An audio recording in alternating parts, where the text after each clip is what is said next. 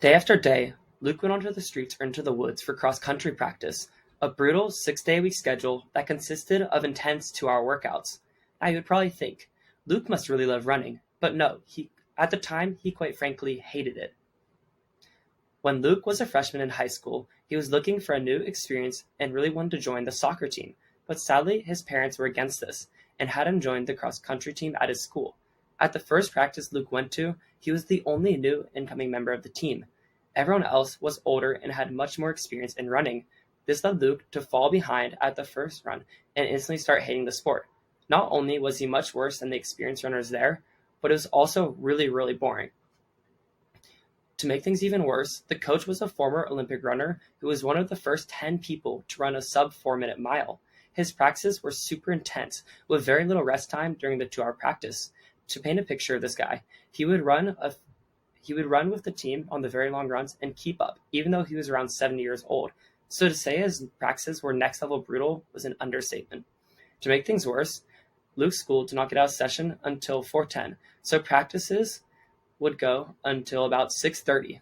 This meant that halfway through practice, the sun would have set and it would get very cold.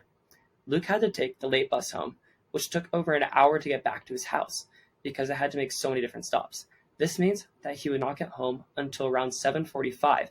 So after showering, changing clothes, eating, and all the other things, it would be 9 p.m. And with his level of exhaustion, he wouldn't have energy to do anything else. This meant that he had basically no free time during the 3 to 4 months of cross-country season. Now, after all of this, most people would probably decide to quit, but not Luke.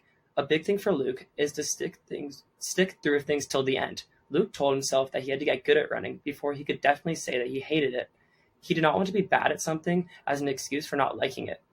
So for the rest of the season, which consisted for the next 3 to 4 months period of cross country, Luke got a lot better to the point where he was able to run an 18-minute 5K and a 450 mile.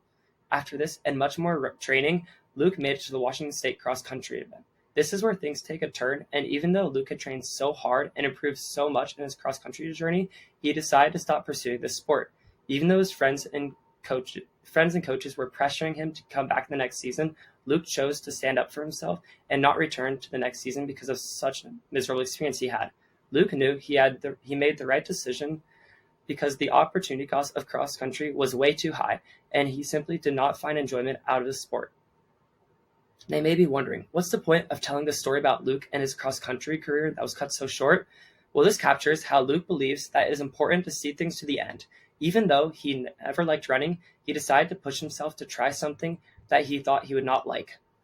Luke ended up not liking it anyways, but stuck through with it for several months. By not giving up and making it to the end of the season, Luke could be certain that he definitely did not like the sport and it was okay and not coming back the next season.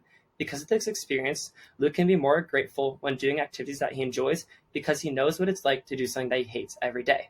Thank you.